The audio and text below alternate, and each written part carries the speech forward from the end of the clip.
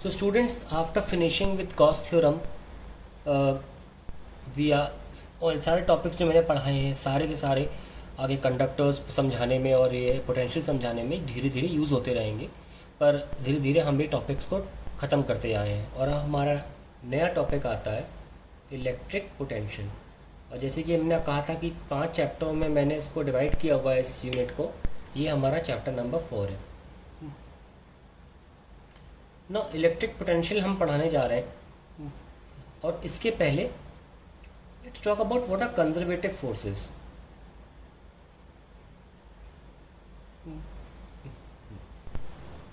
Conservative forces क्या होते हैं? These are the forces by which the work done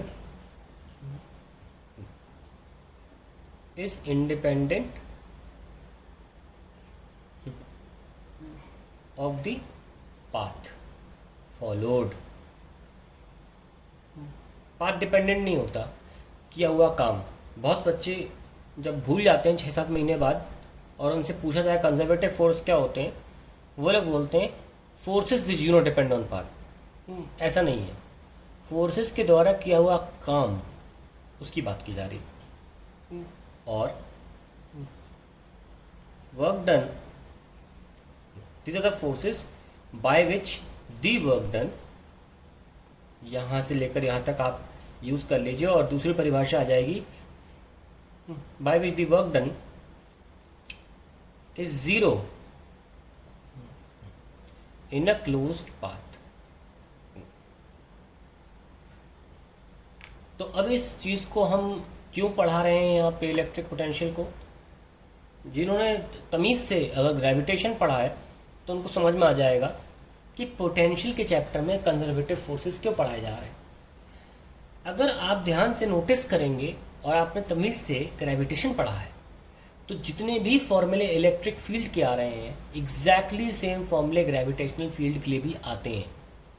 Q की जगह एम यूज होता है मास के लिए और कैपिटल स्मॉल के जो इलेक्ट्रोस्टैटिक कांस्टेंट है 1/4 पाई एप्सिलॉन मीडियम, उसकी जगह पे हम ग्रेविटेशनल कांस्टेंट जी जी देखते हैं और कोई फ़र्क नहीं दिखेगा आपको फॉर्मूले में। इसलिए कई कोचिंग्स में कई जगहों पर इलेक्ट्रिक फील्ड और ग्रेविटेशनल फील्ड को पैरेलल पढ़ाया जाता है ताकि याद आए।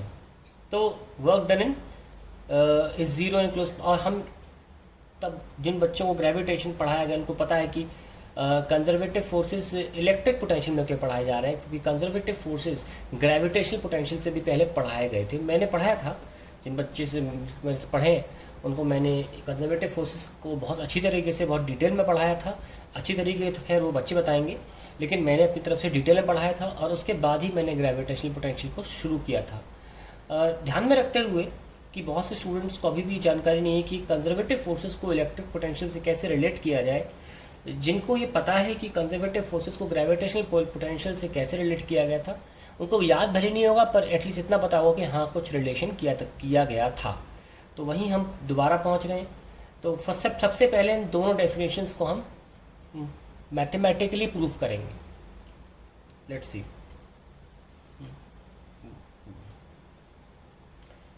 ये हमारा सोर्स चार्ज है जिसकी वजह से इस पूरे रीजन में इलेक्ट्रिक फील्ड है और पहले से इलेक्ट्रिक फील्ड है तो उस एम्बियंस में, उस जगह पर, एटमॉस्फेयर में हम एक चार्ज को यहाँ से यहाँ मूव करा रहे हैं। सपोज पॉइंट ए से पॉइंट बी हम मूव करा रहे हैं तो पोजीशन वेक्टर तो मैंने आपको समझाया था पहले, इस पॉइंट का आर ए और इस पॉइंट का आर बी है।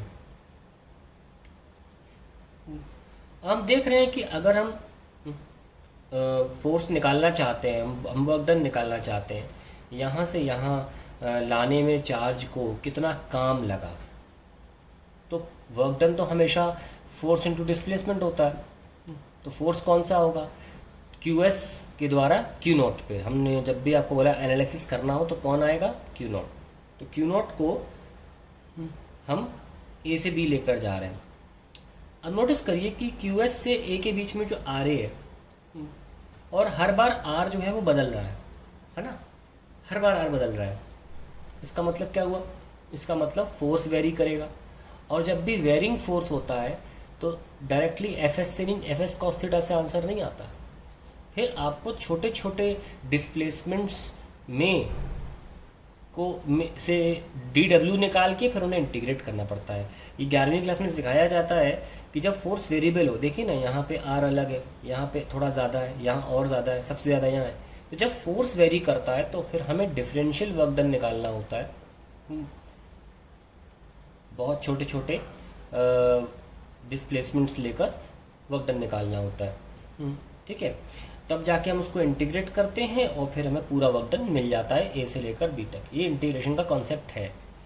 तो जैसे कि आपको कॉन्सेप्ट थोड़ा बताता हूँ। सपोज आपके पास एक ब्लॉक है, कि हम ऐसा करते भी क्यों हैं, let me explain this. Why do we take very small values of work done and then we integrate it. Suppose we have a block and I apply 5 newton force on it and मेरा 5 newton force fix रहता है, मैं change नहीं करता। और यहाँ से लेकर यहाँ तक मान लीजिए 10 मीटर मैंने मूव कराया, तो बहुत आराम से मैं 5 × 10 लिख दूंगा 50। अभी मैं ज़्यादा एंगल का नाटक नहीं कर रहा हूँ, बेसिक चीज़ें समझाने के लिए। तो 50 जूल आपका तुरंत आंसर आ गया। लेकिन मान लीजिए मेरा जो फोर्स है इस बार वो ऐसा कुछ है, F = kx, इस तरीके का फोर्स है। आपने सुना भी होगा स्प्रिंग वाला फोर्स होता है ऐसा। सपोज इस तरीके का फोर्स, मैंने स्प्रिंग से नहीं किया, पर इस तरीके का फोर्स मान लीजिए आप लगा रहे हैं जो डिस्टेंस डिपेंडेंट है। डिस्प्लेसमेंट डिस्टेंस जो भी लेना जाए वो भी स्ट्रेट लाइन मोशन हो रहा है, तो डिस्टेंस डिस्प्लेसमेंट बराबर है। ऐसे में जब फोर्स बार बार बदल रहा है तो हम क्या इमेजिन करते हैं डिफरेंशियल में, हम कहते हैं कि इसको इतना छोटा मूव कराओ, इतना ज़्यादा कम डिस्टेंस मूव कराइए इस ब्लॉक को कि फोर्स बदल ही ना पाए। यानी कि जो डिस्टेंस हमने मूव कराया है, ये वाला डिस्टेंस, ये इतना छोटा है, x ऑलमोस्ट टेंड्स टू 0 है, कि फोर्स को बदलने का मौका ही नहीं मिला, तो फोर्स उतना ही रहा। तो इतने छोटे दायरे में हम तब यूज़ कर सकते हैं डायरेक्ट एफ डी एक्स, क्योंकि फोर्स बदला ही नहीं।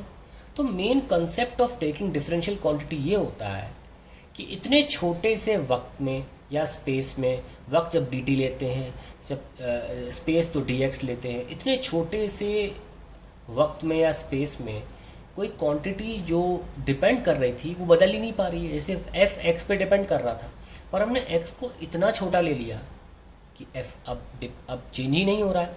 इसको हम एक और एग्जांपल से समझा सकते हैं। जैसे कि मान लीजिए एक हमारा पिस्टन सिलेंडर है, सबने थोड़ा बहुत थर्मोडायनामिक्स तो पढ़ा ही है। ये हमारा पिस्टन है और जितनी इसमें गैस है और उतनी ही हमने, जितना गैस प्रेशर लगा रही है उतना ही हमने इसके ऊपर मान लीजिए बजरी, बालू या सैंड रख दी है, तो ये बिल्कुल बैलेंस कर पा रहा है। अब क्या कर रहे हैं हम एक एक स्पेक ऑफ डस्ट उठा रहे हैं, एक एक स्पेक ऑफ डस्ट। अब एक स्पेक ऑफ डस्ट से ये जितना भी ऊपर उठेगा उसे ऑब्जर्व करना नामुमकिन है। एक कण, धूल के कण को धीरे धीरे हटा रहे हैं, तो क्या होगा, जब हम धीरे धीरे हटाएंगे तो डिस्क उठ तो रही होगी पर हमको नहीं दिखेगी, हमको महसूस भी नहीं होगा कि डिस्क ऊपर उठ रही है। तो जो जितना ऊपर उठ रही है उसको बोलते हैं डिफरेंशियल ऊपर उठ रही है, इतना छोटा। तो इतना छोटा उठ रही है कि अंदर प्रेशर में कोई वेरिएशन नहीं आ रहा है, फिर भी डिस्क एक दिन कहाँ पहुँच जाएगी, पिस्टन वाली सबसे ऊपर, बिना प्रेशर में कोई भी वेरिएशन ऑब्जर्व किए, है ना। तो ऐसे में हम ऐसी प्रोसेसेस को हम बोलते हैं क्वासी स्टैटिक, जो बहुत स्लो की जाती है, और इसमें जो वर्क डन होगा वो होगा pressure into very small change in volume. ये सुना होगा आपने, पीडीवी होता है वर्क डन। तो ये सब कॉन्सेप्ट्स हैं कि क्यों हम डिफरेंशियल क्वांटिटीज़ लेते हैं और बाद में फिर हम उन्हें इंटीग्रेट करते हैं ओवरऑल, और हमें एक फाइनल आंसर मिल जाता है। ऐसा हमें हमेशा करना पड़ता है अगर हमारा फोर्स वेरिएबल है, अगर कोई भी क्वांटिटी वेरिएबल है तो हमें ऐसा करना पड़ता है। अगर इसको और डिटेल में आप समझना चाहते हैं तो आप मेरे चैनल में यूट्यूब वीडियोस में एक प्लेलिस्ट है जिसमें मैंने इंटीग्रेशन समझाया है और डिफरेंशियल क्वांटिटी समझाया है, उसको दोबारा जाके देखें, उसमें चीज़ें क्लियर की गई हैं। चलिए आगे बढ़ते हैं। तो हमें क्लियर हो गया कि बार बार ये डिस्टेंस जो है वो बढ़ रहा है, बार बार बढ़ रहा है। इस वजह से हमें बहुत छोटे डिस्प्लेसमेंट को लेना होगा, मान लीजिए। तो अब ये वजह पता चलेगी कि हमने ये डिफरेंशियल लेंथ क्यों ली। आइए इस डिफरेंशियल लेंथ को हम DL ले लेते हैं, यहाँ से लेकर P से Q तक। तो PQ की लेंथ को हम DL मान लेते हैं, ठीक है। और यहाँ पे जब Q0 पहुँचा तो इस पर फोर्स लगा। हम सबको पता है फोर्स का फॉर्मूला Q0 E भी लिखा जा सकता है, ठीक है। और ये DL है, और ये जो एंगल है डिस्प्लेसमेंट और फोर्स के बीच में थीटा है। तो अब छोटा सा वर्क डन कैसे लिखोगे, F.DL लिख दिया। अब ज़रा इसको ओपन करिए, F.DL cos थीटा, और लगे हाथ F को भी खोल दीजिए। Q0 E is equals to Q0 E F की जगह पर DL cos थीटा। अब ज़रा मैं एक मैथमेटिक्स थोड़ी सी करूँगा यहाँ पे। एक परपेंडिकुलर गिराया परपेंडिकुलर, तो यहाँ पे नाम रख दिया मान लीजिए N, और इसको ज़रा यहाँ बनाओ, ज़रा बना लिया। थीटा ये PAN और ये Q। अब ये जो फिक्स पॉइंट्स हैं इनको हमने RAR भी माना, और जो आर्बिट्री पॉइंट है उनको हम R मान सकते हैं। तो हमने यहाँ ओरिजिन से यहाँ P पॉइंट तक हमने R मान लिया। हमेशा ध्यान रखना कि डिफरेंशियल क्वांटिटीज़ जो होती हैं, जैसे x का dx है ना, R का dr, वो हमेशा बड़ी क्वांटिटीज़ जिनका डिफरेंशियल क्वांटिटी की बात की जा रही है उन्हीं की दिशा में ली जाती हैं। जैसे कि हमने R यहाँ लिया, तो हम यहाँ पे dr नहीं ले सकते। ये डिफरेंशियल क्वांटिटी के हिसाब से कि कन्वेंशन ये है कि जिस दिशा में आपका R है हमेशा dr या तो उधर उसी लाइन में होगा, इधर हो सकता है या वापस पीछे भी हो सकता है। तो लेकिन होगा इसी अलाउंग। तो ये dr है, pn को हम dr लेंगे क्योंकि dl से बनने वाले ट्राइंगल की हर एक चीज़ डिफरेंशियल ही होगी। तो इस pn को हम dr लिख सकते हैं, और ये dl है। अब ज़रा cos थीटा लिखो। cos थीटा क्या हुआ, ये बेस दिख रहा है, base upon hypotenuse TL। So हम लिख सकते हैं cos theta is base upon hypotenuse, so we have DL cos theta is equals to dr. So we have come up with a quantity DL cos theta जिसको हम dr लिख सकते हैं। So we can replace Q0 E, दो बार लिख दिया, DL cos theta के जगह dr, ठीक है। और इस जगह पर E की वैल्यू क्या है, KQS by R square dr। Now QS Q0 by R square dr। अब ज़रा इसको इंटीग्रेट करने की बारी आती है।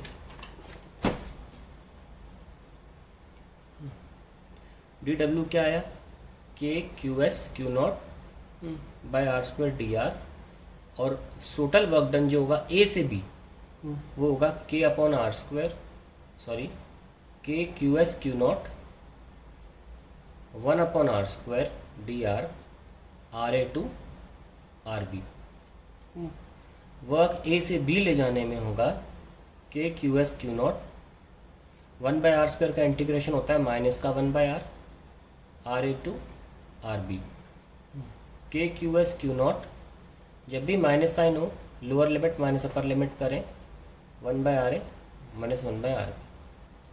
बीच में बहुत यहाँ वहाँ की बातें भी की मैंने, इंटीग्रेशन को समझाया, लेकिन मुझे उम्मीद है कि आपका मूल जो डेरिवेशन है वो बेसिक था और मैंने उसको करके दिखाया आपको। अब ज़रा इसको मैं QS Q0 अलग अलग लिख लेता हूँ by RA minus QS Q0 upon RB, मैंने अलग अलग लिख लिया। और मैं दोबारा डायग्राम बना रहा हूँ ताकि पन्ना ना पलटना पड़े।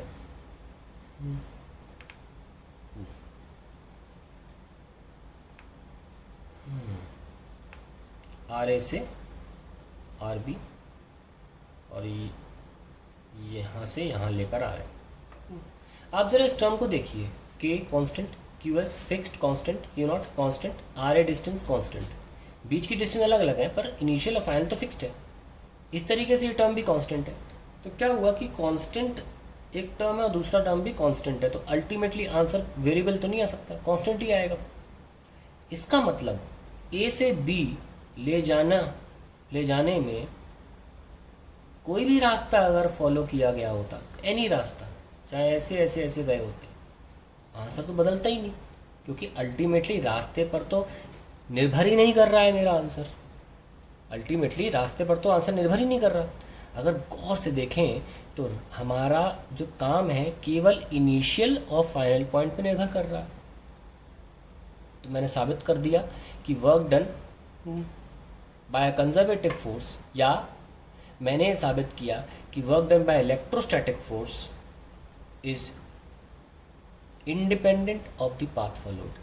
क्योंकि अगर मैं कोई और रास्ता भी तय करता तो उसकी कोई भी यहाँ पे इन्वॉल्वमेंट नहीं है आंसर देने में, वर्क डन कांस्टेंट आया है। क्योंकि ये पूरा टर्म कांस्टेंट है, पूरा टर्म कांस्टेंट है, पूरा का पूरा डिपेंड किस पे कर रहा है, चार्ज तो फिक्स्ड है ही, लेकिन अल्टीमेटली इसमें कौन सी चीज़ बदल सकती है, इसमें सिर्फ आर बदल सकते हो। यानी कि हम ये भी कह सकते हैं कि it only depends on the initial and final point. So मैंने पहला स्टेटमेंट प्रूव कर दिया है कि कंजर्वेटिव फोर्सेस जो होते हैं वो इंडिपेंडेंट होते हैं पाथ के, और डिपेंडेंट किस पे होते हैं, इनिशियल और फाइनल पॉइंट पे ना। अब दूसरा स्टेटमेंट क्या था, दूसरा स्टेटमेंट था work done zero in closed path. तो लीजिए भाई, मान लीजिए ये ए और ये बी है, ए से बी लेके गए और फिर वापस बी से ए आ गए, इसे बोलते हैं क्लोज्ड पाथ, ठीक है। और ये हमारा क्या था, आर ए था, और ये क्या था, आर बी। तो वर्क डन ए से बी क्या होगा, K Q S Q not by R A, ऐसी तो आया था, K Q S Q not by R B, जब ए से बी गए। और जब अगर लौट के आओगे तो क्या आएगा, K Q S Q not by R B minus K Q S Q not by R A. तो अगर हम इनको ऐड करेंगे to find the work done in a cycle in a पूरे क्लोज्ड पाथ, तो ये कैंसिल हो रहा है ना, आंसर जीरो आ रहा है। तो हमने ये भी साबित कर दिया कि work done by conservative forces is zero in a closed path. ध्यान रखें ये आ भी क्यों रहा है, बिकॉज हमारा जो वर्क डन है वो एक ऐसे फोर्स से किया जा रहा है जिसकी प्रोपोर्शनैलिटी 1/r² है। इसलिए सारे फोर्सेस जो इनवर्स स्क्वायर लॉ, क्या बोलते हैं इसको, इनवर्स स्क्वायर लॉ फॉलो करते हैं, वो सारे कंजर्वेटिव फोर्सेस होते हैं, क्योंकि इनके द्वारा किया हुआ काम पाथ पर डिपेंड नहीं करता। यानी कि यही चीज़ ग्रेविटेशन में भी अलाउड है, अप्लाइड है, एप्लीकेबल है। तो ग्रेविटेशनल फोर्स के द्वारा किया हुआ काम भी एक क्लोज्ड पाथ में ज़ीरो होता है, या यूँ कहें कि वो पाथ पे डिपेंड ही नहीं करता, ठीक है। तो ये हमारी कंजर्वेटिव फोर्सेस की पूरी जानकारी थी। इसको हम आगे बढ़ाते हैं और समझाते हैं कि इसका कनेक्शन पोटेंशियल से कैसे आएगा। चलिए, तो हमने क्या बोला, work done by electrostatic force in moving charge from one point से ए टू अनदर। अब थोड़ी सिचुएशन को बदलते हैं।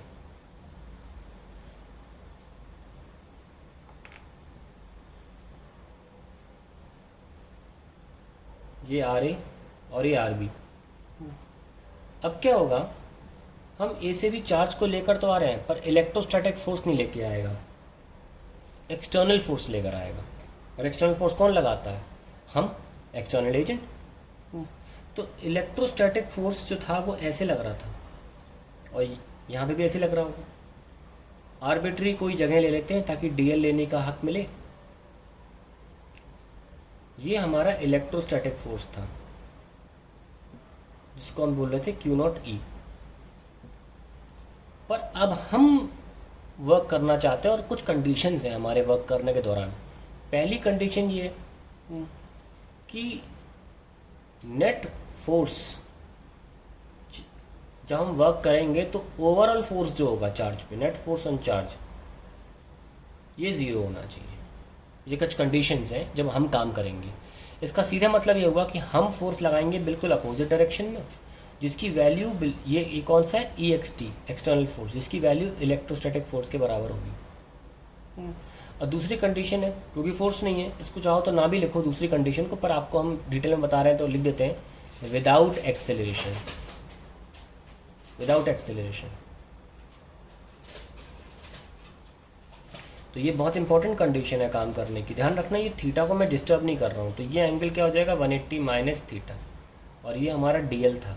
तो आइए अब वर्क डन एक्सटर्नल फोर्स द्वारा डी डब्ल्यू कैसे लिखा जाएगा, E X T dot D L, ऐसे लिखा जाएगा। और अगर हम बात करें एक्सटर्नल फोर्स की, तो वो बिल्कुल बराबर है मैग्नीट्यूड में वो बाहर वाले इलेक्ट्रोस्टैटिक फोर्स के, dl, और दोनों फोर्सेस, दोनों वेक्टर्स के बीच में एंगल कितना है 180 minus theta. Now we know that cos 180 minus theta is minus cos theta, कहाँ लिख लेते हैं इसको, 180 minus theta is minus cos theta. So we have minus का q not e dl cos theta. So that is the differential work done by the external force. Now अगर हम triangle बनाएंगे फिर से, तो हमें तो वही मिलने वाला है कि dl cos थीटा जो था वो dr के बराबर था। तो हमें ज़्यादा फिर से वो चीज़ करने की जरूरत नहीं है। माइनस का q not e dl cos theta किसके बराबर आया, dr के, ठीक है। तो अब मेरे पास क्या आ गया, ये D W external is minus q not e dr। ना अब इसको हम इंटीग्रेट कर सकते हैं, work done external is equals to minus का क्यू नॉट, इलेक्ट्रिक फील्ड तो कांस्टेंट नहीं है क्योंकि इलेक्ट्रिक फील्ड आर पे डिपेंड करती है, और आर यहाँ से लेकर यहाँ तक बढ़ता चला जा रहा है, बदलता चला जा रहा है, तो ई डी आर इसलिए अंदर होगा इसके। सो वर्क डन एक्सटर्नल क्या हुआ, माइनस का Q not K Q S by R square D R. और अगर हम नोटिस करें तो हम डायरेक्टली इसको भी इंटीग्रेट कर सकते हैं, क्योंकि पिछले डेरिवेशन में माइनस साइन के अलावा और कुछ भी फर्क नहीं था। क्या बोला मैंने, पिछले डेरिवेशन में ये नेगेटिव साइन के अलावा सब चीज़ें सेम थी। तो चाहे तो आप इसको सॉल्व कर लीजिए, कोई इशू नहीं है। कहाँ से कहाँ ला जा रहे हो, आर ए से R B. So work done external is equals to minus का K Q S Q not, 1/r square का होता है माइनस का 1/r, आर ए से आर बी, ये माइनस माइनस प्लस हो जाएंगे, तो K Q S Q not 1/r, R A से आर बी। तो अब सीधे आप upper limit minus lower limit करने का आपको इजाज़त है, Q S Q not 1/r B minus 1/r ए। तो जब हमने काम किया तो उल्टा आया पिछले वाले के। This is the work done by external force. और इसको बड़ा सा अंग्रेजी में लिख लेते हैं कि हमने किया क्या। वर्क डन, सारे पॉइंट्स जोड़ेंगे, by an external force, external force against the conservative force in moving a charge from one point to another, external force against moving a charge from one point to another, और अगला term क्या आएगा, without acceleration. ये तीन word बहुत important है। हमने ये काम किया था, तो इसको हम मैथमेटिकली क्या लिख रहे हैं, K Q S Q not 1/r B minus 1/r A, ठीक है। और अगर हम इसको क्यू नॉट नीचे ले आए तो ये कितना आ जाएगा, आप देख सकते हैं कि इसको भी मैं अगर ओपन करूं तो क्या आएगा, K Q S Q not upon R B minus K Q S Q not upon R A, ये भी कांस्टेंट आएगा। तो अगर आप एक कंजर्वेटिव फील्ड में चाहे कंजर्वेटिव फील्ड द्वारा काम कराएं, यानी इलेक्ट्रिक फील्ड की वजह से काम निकाला था हमने, या आप उस फील्ड के खिलाफ काम करें, अगर आप एक कंजर्वेटिव फील्ड में काम कर रहे हैं तो पार्ट डिपेंडेंट नहीं होगा, ये तय है।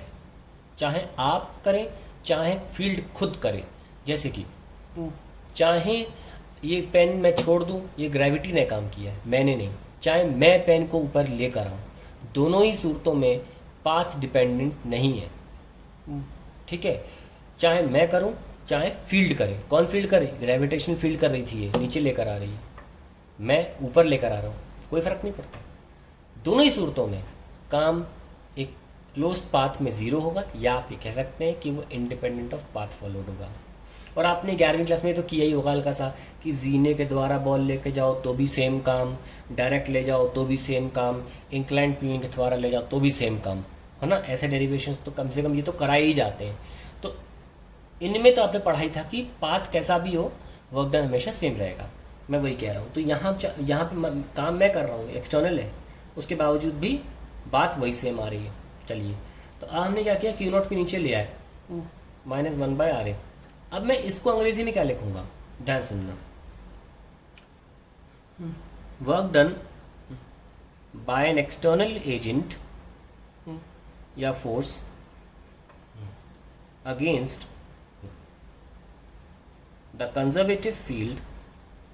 आप कंजर्वेटिव फोर्स भी बोल सकते हैं, लेकिन फील्ड कहना बेहतर है क्योंकि हम उस रीजन में हैं जहाँ कंजर्वेटिव फील्ड है।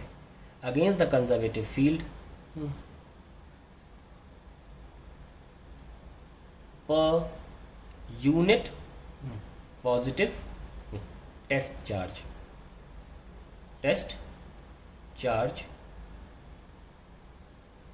Okay, per unit positive test charge in moving it from one point to another। तो इम्पोर्टेंट पॉइंट्स क्या है यहाँ पे? Work done by external force, external force important point है। अगेंस्ट कंजर्वेटिव फील्ड, ये इंपॉर्टेंट पॉइंट है। अगर अगेंस्ट नहीं है तो आपकी डेफिनेशन सही नहीं है। तो अगेंस्ट बहुत इंपॉर्टेंट पॉइंट है। Per unit positive test charge, ये इंपॉर्टेंट है। तो तीन चीज़ें यहाँ इंपॉर्टेंट है in moving from one point to another. अब आप थोड़ा सा अगर ध्यान लगाएं तो 10वीं क्लास में आपको डेफिनेशन दिखी होगी, work done per unit charge, work done per unit charge सुना होगा आपने। वहाँ पे इतना जोर नहीं देते हैं work done per unit charge के अलावा दो और शब्दों पे, against electric field, by an external force. ये दो शब्द बहुत इंपॉर्टेंट है, against electric field, by an external force. ये हमने 12वीं क्लास में जोड़ दिए। ध्यान से देखना, लखमीर सिंह किताब 10वीं क्लास की है, उसमें जाकर पढ़ना, ये दोनों शब्द मेंशन्ड है। थोड़े अलग ढंग से मेंशन्ड है, पर एक्सटर्नल फोर्स और कंजर्वेटिव फील्ड या फील्ड फोर्स कुछ ना कुछ मेंशन दिया होगा। इन दो शब्दों के बिना डेफिनेशन नहीं होगी। जाके देखना लखमीर सिंह 10वीं क्लास में, आपको पोटेंशियल की डेफिनेशन मिलेगी वहाँ से। Work done by external force against the conservative field per unit positive test charge in moving it from one point to another is called electric potential difference. Potential difference very important. और ये कैसे लिखा जाएगा? ए से B गए हो ना, ए से बी, पोटेंशियल डिफरेंस ए से बी है ना। W by Q naught, work done per unit charge in moving it from one point to another against field by external force is KQS by RB minus KQS by RA। यानी कि VAB कैसे लिखा जाता है? VB minus VA, ऐसे लिखा जाता है। भूलना नहीं, कभी मत भूलना। और याद दिला तू बढ़िया से एक बात, ताकि कभी नहीं भूलो। कभी भी कंजर्वेटिव फील्ड में एक्सटर्नल फोर्स द्वारा किया हुआ काम हमेशा फाइनल माइनस इनिशियल होता है। कुछ भी फाइनल माइनस कुछ भी इनिशियल। अगर हम पोटेंशियल की बात कर रहे हैं तो हम बोलेंगे पोटेंशियल डिफरेंस। पोटेंशियल का मतलब ही होता है एक्सटर्नल फोर्स द्वारा किया हुआ काम। तो यह हमेशा final potential minus initial potential होगी। Whenever you find a potential difference it will always be final potential minus initial potential. इससे फ़र्क नहीं पड़ता कि आपको आंसर एंड में पॉजिटिव चाहिए कि नेगेटिव चाहिए, फ़र्क नहीं पड़ता। नेगेटिव है चलेगा, पॉजिटिव चलेगा, पर ये कन्वेंशन कभी मत भूलना, हमेशा बाद माइनस पहले ही होगा। जहाँ पे चार्ज बाद में गया वहाँ पे जो पोटेंशियल है उसमें से माइनस करेंगे जहाँ से चार्ज आया है। देखिए लेक्चर बहुत स्लो चल रहा है, लेकिन इलेक्ट्रिक पोटेंशियल इस यूनिट की रूह है, जान है।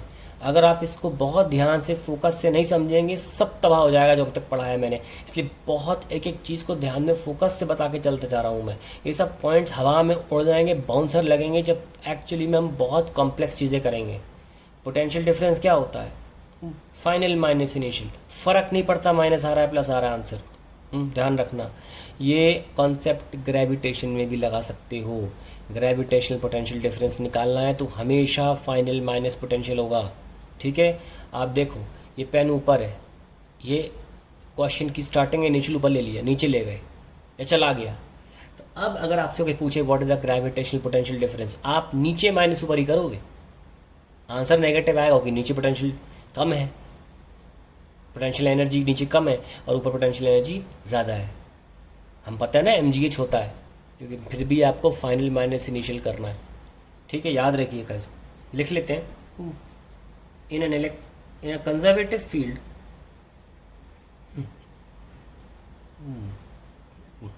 पोटेंशियल डिफरेंसेस फाइनल पोटेंशियल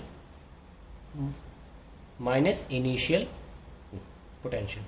अब बहुत इंपॉर्टेंट बातें कुछ हम यहाँ पे इससे संबंधित कर लेते हैं, जैसे कि work done by conservative field क्या हुआ फिर? कंजर्वेटिव फील्ड क्या निकाला था हमने? Work done by conservative field A से बी में K Q S Q not 1/RA minus 1/RB। और अगर हम बिल्कुल पोटेंशियल से कंपेयर करना चाहें तो work done by Q not, तो work done by conservative field, work done by conservative field per unit positive test charge in moving from one point to another क्या हो गया? के Q S 1/RA minus 1/RB। तो ये क्या चीज़ है? अगर एक्सटर्नल फोर्स द्वारा किया हुआ काम पर यूनिट चार्ज एक पॉइंट से दूसरे पॉइंट को पोटेंशियल कह सकते हैं, इसे क्या बोलेंगे? इसके लिए कोई नाम नहीं है, इसे कुछ नहीं बोलेंगे, ये वर्क डन ही है, दैट्स इट। इसका कोई वजूद नहीं, इसकी कोई इंपॉर्टेंस नहीं है पोटेंशियल चैप्टर में।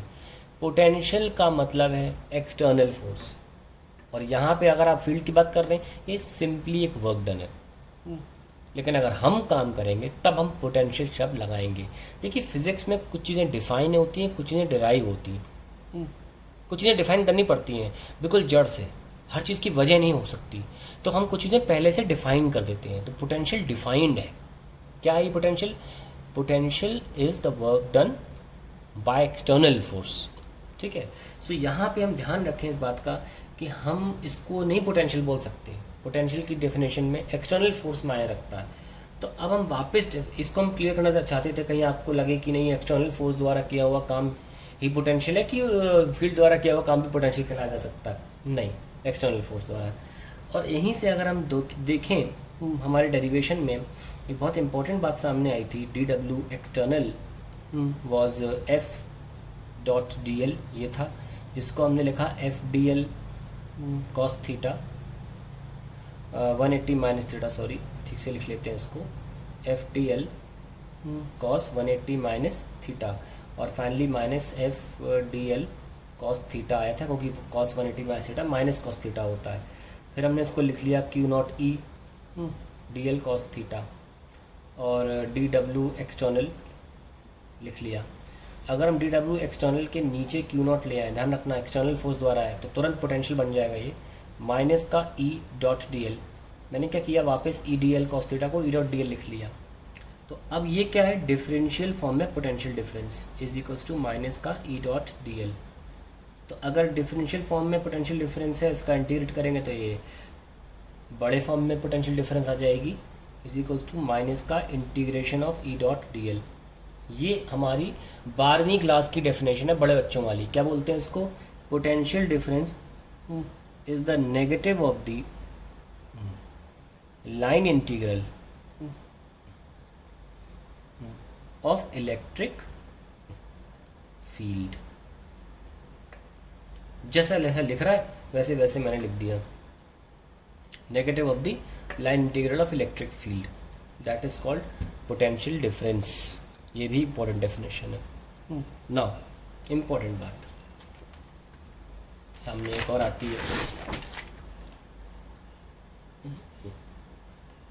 तो अगर हम इसको सॉल्व नहीं करते हैं तो फिर ऐसे लिखा जाता है माइनस का E dot D L, I am not integrating, और वापस हम इसको वेक्टर फॉर्म में लिख लेते हैं, वेक्टर से स्केलर बना लेते हैं डॉट प्रोडक्ट को, और E D L cos theta क्या बन जाता है, ई डी आर, और फिर हम लिखते हैं electric field is equals to minus का D V by D are.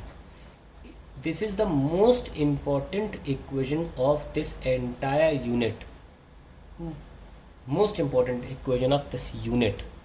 Chapter नहीं कह रहा, यूनिट बोल रहा हूँ। इतना क्वेश्चन सीबीएसई में आया है बोर्ड एग्जाम में इस पे बेस्ड, इससे ज़्यादा किसी इक्वेशन पे क्वेश्चन ही नहीं आया इस यूनिट। इसको अंग्रेजी में क्या बोलते हैं, ये तीसरी डेफिनेशन इलेक्ट्रिक फील्ड की बोल सकते हैं आप। इलेक्ट्रिक फील्ड की बतेरी डेफिनेशंस थी, ये एक नई डेफिनेशन सामने आई है। Electric field is the negative of potential gradient. ध्यान रखें, दो प्रकार के हमारे डिफरेंशिएशंस होते हैं जिनको हम अंग्रेजी में बोलते हैं। एक होता है रेट और एक होता है ग्रेडियंट। जब भी आप रेट बोलेंगे ना, वो होगा समथिंग बाय dt, ऐसे dx बाई dt वेलोसिटी हो गया, तो rate of change of displacement, या dv by dt rate of change of velocity acceleration हो गया, तो हम रेट बोलते हैं। और जब भी नीचे डिस्टेंस आता है या कुछ सेपरेट लेंथ आती है तो हम ग्रेडियंट बोलते हैं। जैसे कि आपको याद होगा वेलोसिटी ग्रेडियंट, विस्कोसिटी चैप्टर में पढ़ते हैं ना वेलोसिटी ग्रेडियंट, तो क्या था, वेलोसिटी du बाई dy, ऐसी लिखते थे ना वेलोसिटी ग्रेडियंट। तो electric field is the negative of the velocity of the potential gradient. और अब बहुत बेहतरीन चीज़ बताने वाला हूँ, आपको मज़ा आ जाएगा देखकर। बहुत सी बढ़िया बढ़िया चीज़ें इस इक्वेशन से आपको पता चलेंगी कि जो भी हो रहा था पीछे चैप्टर्स में वो क्यों हो रहा था।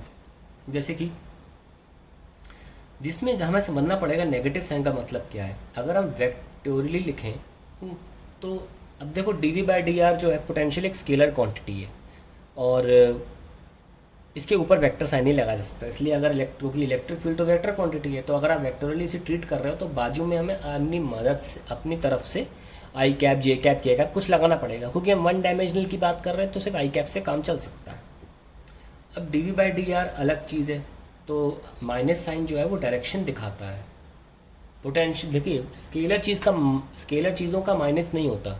जैसे हम कहते हैं ना speed can not be negative, वैसे ही पोटेंशियल कैन बी नेगेटिव, पर उसको ऐसा कोई सिग्निफिकेंस नहीं है नेगेटिव पोटेंशियल का। ऐसे ही हमारे पास क्या है कि माइनस साइन, हम आपको बताते हैं। अगर बल्ब जला रहे हो, मान लो एक पॉइंट यहाँ हाई पोटेंशियल पे लो पोटेंशियल पर है, बल्ब जल गया।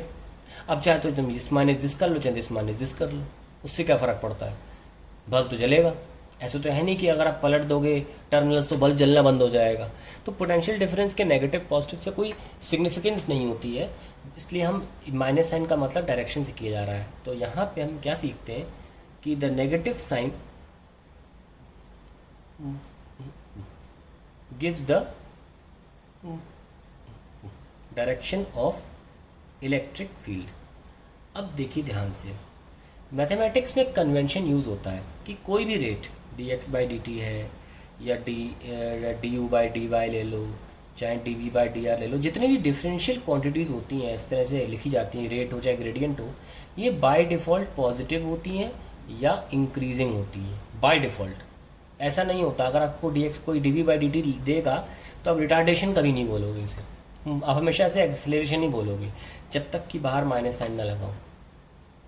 ये मैथमेटिक्स का एक तरह का कन्वेंशन है। लेकिन जब आप माइनस साइन अपनी तरफ से लगाते हो तो ये रेट्स या ग्रेडियंट्स डिक्रीजिंग हो जाते हैं।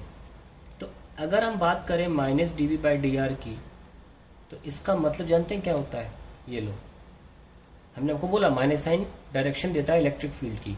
क्या डायरेक्शन हुई, D V by D R का मतलब हो गया पोटेंशियल बढ़ रहा है with distance from a particular point. पर अगर हम माइनस साइन लगा देंगे तो इसका मतलब होगा पोटेंशियल घट रहा है। तो electric field is always in the direction of decreasing potential, यानी कि जिस दिशा में पोटेंशियल घट रही होगी उस दिशा में ही इलेक्ट्रिक फील्ड डिक्रीजिंग पोटेंशियल, उस दिशा में ही इलेक्ट्रिक फील्ड होगी।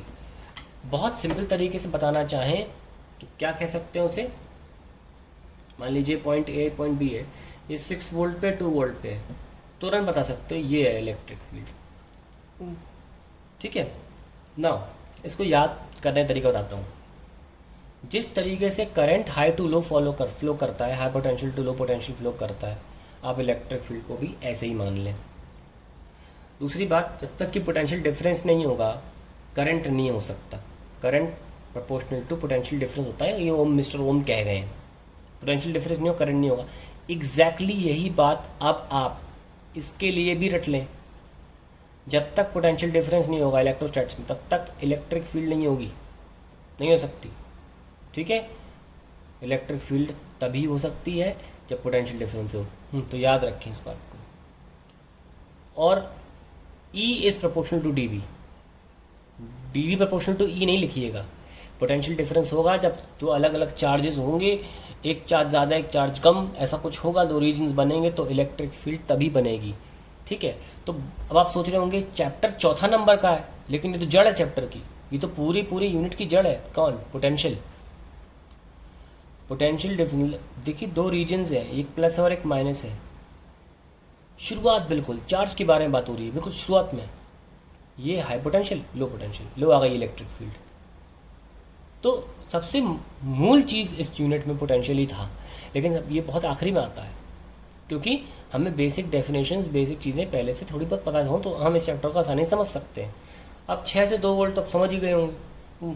अब ज़रा दोबारा हम लौट कर आते हैं। हमने VAB को हमने क्या लिखा था, W/Q0 को KQS 1/RB माइनस 1/RA।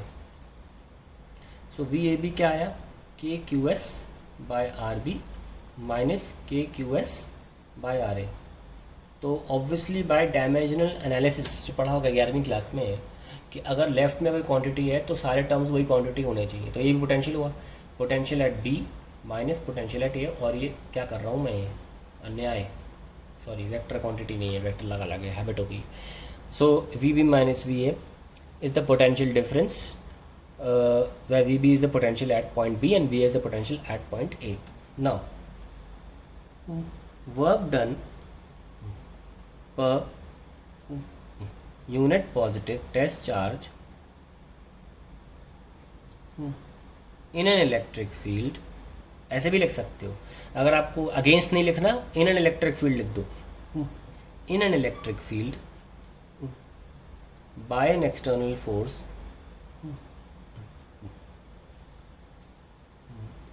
इन ब्रिंगिंग, मूविंग भी बोल सकते हैं, bringing a charge from infinity to a point. ठीक है, अगर हम डेफिनेशन के साथ ऐसे करें, potential at a point, potential at a point